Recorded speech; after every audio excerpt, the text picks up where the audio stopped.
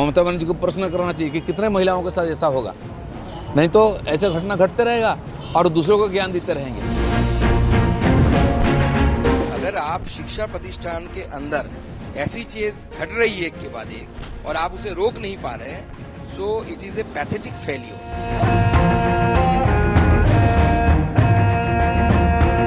आरजीकर का मामला देखा हम लोगों ने, ड्यूटी में रहते हुए लेडी डॉक्टर को बलात्कार हुआ, उसका कोई नतीजा नहीं। लॉ वही हो रहा है, लॉ एंड ऑर्डर कहाँ पहुँचा है इससे पता चल रहा है। एक यूनियन लीडर टीएमसी का दूसरे यूनियन लीडर को बुला करके सारेआम बलात्कार करते हैं, गैंग रेप करते हैं, उसका वीडियो रिकॉर्डिंग किया जाता है उसको डराने के लिए। उसके माँ बाप को हत्या करना, उसका प्रेमी को हत्या करना डराया जाता है खुलेआम। और कौन करता है? टीएमसी के स्टूडेंट लीडर। ऐसा घटना लगातार बंगाल में हो रहा है। चुनाव के बाद कालीगंज में सारे अब बम से और 6 क्लास की लड़की को हत्या किया जाता है। ममता बनर्जी खाली दुख प्रकट करती है और कोई कार्रवाई नहीं है। नाम के वास्ते कुछ लोगों को अरेस्ट किया जाता है, सप्ताह भर के बाद वो फिर रिलीज हो जाते हैं, क्योंकि पुलिस की भी हिम्मत है उनके अगेंस्ट में केस डालने के लिए। ये सरकार पूरा एंटी सोशल लोगों का हाथ में चला गया, पार्टी भी, इसलिए लगातार घटना घट रही है। महिलाओं की कोई सुरक्षा यहाँ नहीं है। लॉ कॉलेज गैंगरेप केस में बीजेपी को दायित्वशील विरोधी जैसे बिहेव करने बोले शशि पांजा। बीजेपी पूरा दायित्वशील है, लोगों ने हमको जिम्मेदारी दिया है, हम उसका निभा रहे हैं। लेकिन Shashi Panja as a doctor, as a महिला, एज ए मंत्री, उनकी ये हिम्मत है इसका प्रतिवाद करने का। जो लगातार घटना, वो एज ए डॉक्टर, आरजीकर के बारे में उनका क्या रोल था? निंदा कर देना बस काम है। आज इस प्रकार लॉ कॉलेज में लड़की के साथ हुआ है, उनके पार्टी के लोग ऐसा कर रहे हैं। इसके बाद बच्चों को स्कूल कॉलेज भेजने के लिए अभिभावक को सोचना पड़ेगा। कम से कम उनका अगर दिल में थोड़ी सी यार इस प्रकार सहमर्मिता है तो रास्ते में उतरना चाहिए, इसका विरोध करना चाहिए। ममता बनर्जी को प्रश्न करना चाहिए कि कितने महिलाओं के साथ ऐसा होगा। नहीं तो ऐसे घटना घटते रहेगा और दूसरों को ज्ञान देते रहेंगे। उनको अगर थोड़ा सा शर्म भी है तो इसका विरोध करो खुल करके, हम उनका साथ देंगे।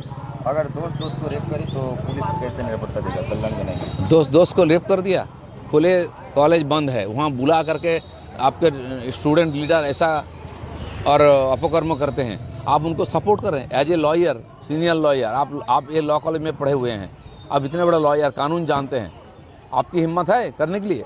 सब दास है ये लोग, केवल सत्ता में रहने के लिए, टिकट के लिए राजनीति कर रहे हैं। किसी की हिम्मत नहीं, इनकी जो मानविकता वो मर चुकी है, इसलिए दूसरे के ऊपर उंगली उठाते हैं। आप सामने आओ, विरोध करो, क्योंकि कल निकाले जाओ पार्टी से ऐसा करोगे तो। सबसे बड़ी बात है कि बोथ आपने जो दोनों घटना की बात की, both the incidents happen inside a educational institute, that is the main thing. अगर आप शिक्षा प्रतिष्ठान के अंदर ऐसी चीज घट रही है एक के बाद एक और आप उसे रोक नहीं पा रहे हैं, so it is a pathetic failure and failure of the state administration, that is the home minister of the state. इस स्टेट के होम मिनिस्टर ममता बनर्जी, उनकी फेलियर है। और उसके साथ साथ मुझे लगता है कि इन सब एजुकेशन इंस्टीट्यूट के साथ जो मंत्रालय जुड़े हुए हैं उनके लिए भी एक बहुत बड़ी एक धब्बा है।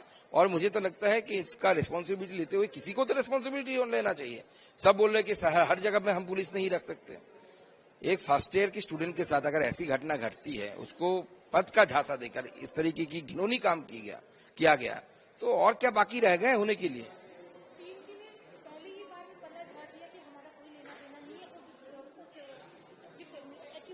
नहीं, लेना देना है नहीं, वो तो बात की बात है।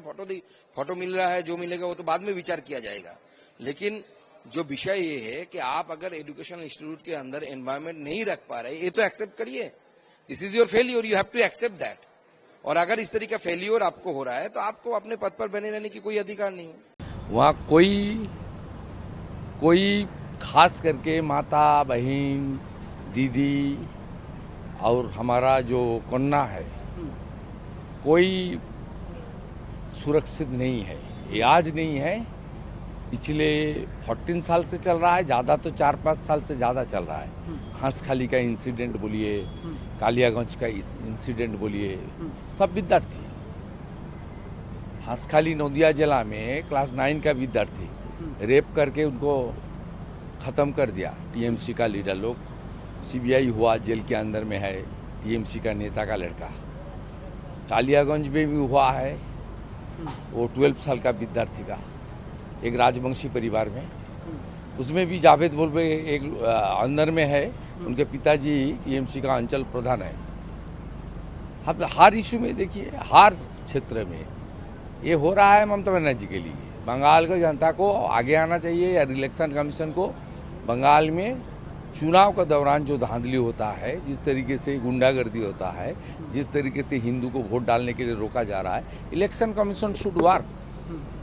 हम लोग को बीजेपी के सत्ता में आने के लिए राष्ट्रपति शासन की जरूरत नहीं है, लेकिन राष्ट्रपति शासन नहीं तो 355 लगा के पूरा आर्मी डिप्लॉय, पैरामिलिट्री डिप्लॉयड कर में इलेक्शन कमीशन जी को, ज्ञानेश कुमार जी को ही करना पड़ेगा। ये ममता बनर्जी के जितना टाइम तक अब नहीं हटाएगा, इस तरीके से वारदात होगा। और ममता बनर्जी की पुलिस और अपनी जो किचन कैबिनेट है, कोठारी है, अपने पार्टी संरक्षण देगा रेपिस्ट को। पूरा पार्टी रेपिस्ट है, भ्रष्टाचारी है, पूरा पार्टी एंटी नेशनल है। सर, कल्याण बनर्जी कह रहे हैं कि दो ममता बनर्जी बात बोलती है, पिछले टाइम ही बोला है, छोटा घटना, इतना छोटा हादसा, बयाला बेफर्स थी, कब बताया, अब मेडिकल आरजीकर इशू में 10 लाख रुपया तो हम लोग दे सकती है।